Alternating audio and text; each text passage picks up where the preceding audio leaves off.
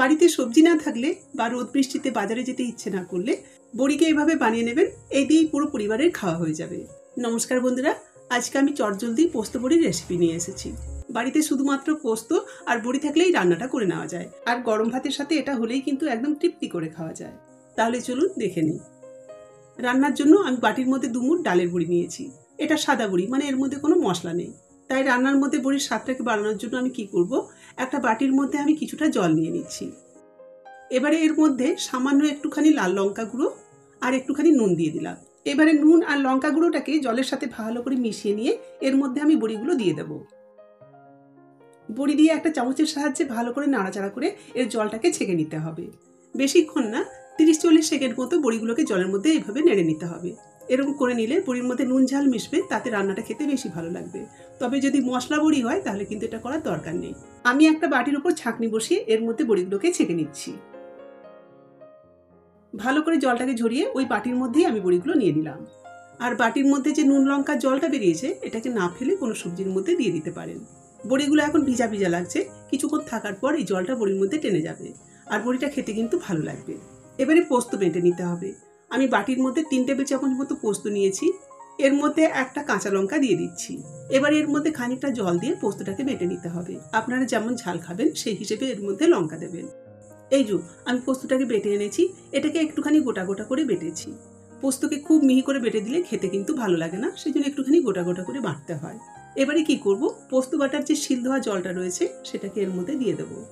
তারপর চামচের সাহায্যে ভালো করে নেড়ে নিতে হবে। আপনারা চাইলে রান্নার মধ্যে যতটা জল দেবেন ততটাই জল এই পোস্ত বাটার মধ্যে দিয়ে ভালো করে গুলিয়ে রেখে দিতে পারেন। তবে আমি এখনই পুরো জলটা দিচ্ছি না, এটা আমি পরেই দেবো। গ্যাসের মধ্যে কড়াই বসিয়ে এর মধ্যে আমি খানিকটা সর্ষের তেল দিয়ে দিলাম। তেলটাকে খুব ভালো করে গরম করে নিয়ে তারপর এর মধ্যে বড়ি দিয়ে ভালো করে ভেজে নেব। বড়িকে আমি নুন লঙ্কার জলের মধ্যে ভিজিয়েছিলাম, সেজন্য জালটাকে হাই করে ভাজতে হবে, কারণ বড়িটা এখন একটুখানি নরম হয়ে আছে। জাল বাড়িয়ে ভাজলে জলটা টেনে যাবে আর বেশ মুচমুচে হবে। বড়িগুলো ভাজা হতে থাক, তার মাঝে আপনাদের কাছে আমার ছোট্ট একটা অনুরোধ, যদি আমার ভিডিও আপনাদের ভালো লাগে তাহলে প্লিজ লাইক, কমেন্ট, শেয়ার আর চ্যানেলটাকে অবশ্যই মনে করে সাবস্ক্রাইব করবেন। আপনাদের এক একটা সাপোর্ট আমার কাছে অনেক মূল্যবান। এটা আমাকে আরো নতুন নতুন ভিডিও আপনাদের সামনে নিয়ে আসতে সাহায্য করবে। কথা বলতে বলতেই দেখুন বড়িগুলো একদম লাল লাল করে ভাজা হয়ে গেছে। এবার এটাকে আমি খুন্তির সাহায্যে একটা প্লেটের মধ্যে তুলে নিচ্ছি। এই যে আমি প্লেটের মধ্যে তুলে নিয়েছি।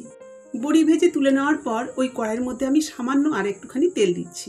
তারপর এই তেলের মধ্যে 2 চিমটি মতো কালো জিরে দিয়ে দিলাম।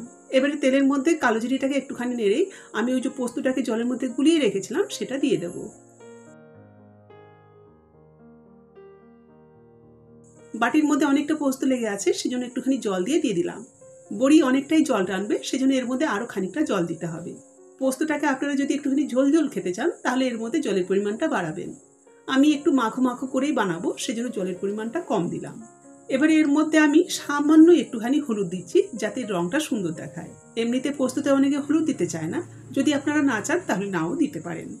তারপর নাড়াচাড়া করে নিয়ে এর মধ্যে আমি স্বাদ মতো নুন দিয়ে দিচ্ছি। বড়ির মধ্যে একটুখানি নুন দিয়েছিলাম, সেই বুঝে নুনটাকে দিতে হবে। আর দেবো সামান্য একটুখানি, মানে 1 চিমটি মতো চিনি। একটুখানি চিনি দিলে রান্নার স্বাদটা বাড়বে। এবার নেড়ে নিয়ে এটাকে 1 ফুট দিয়ে নেব। 2 মিনিট মতো ফুটে গেছে। এখন এর মধ্যে আমি ভাজা বড়িগুলো দিয়ে দেবো।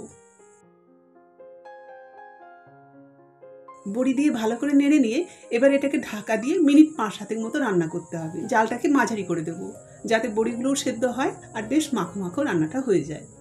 এবার ঢাকাটা খুলে দেখে নেব। এই যে দেখুন রান্নাটা বেশ থকথকে হয়েছে।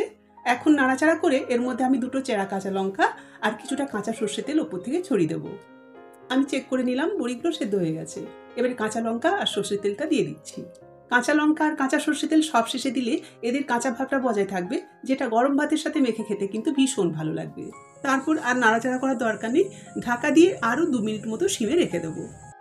2 মিনিট পর এবারে ফাইনালি ঢাকাটা খুলছি। এই যে দেখুন কি সুন্দর পোস্ত বড়ি আমাদের একদম রেডি। এটাকে গরম ভাতের সাথে খেতে কিন্তু অসাধারণ লাগে।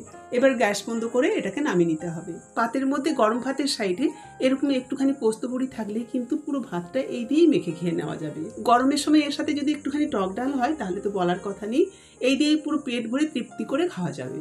যখন বিশেষ কিছু বানাতে ইচ্ছে না করবে তখন আপনারা এভাবে পোস্ত বড়িটাকে বানিয়ে নিতে পারেন। ভিডিও ভালো লাগলে চ্যানেলটাকে অবশ্যই সাবস্ক্রাইব করবেন। ফিরে আসছি আবার নতুন কোনো রেসিপি নিয়ে। ততক্ষণ সকলে খুব ভালো থাকুন, নিজের খেয়াল রাখুন।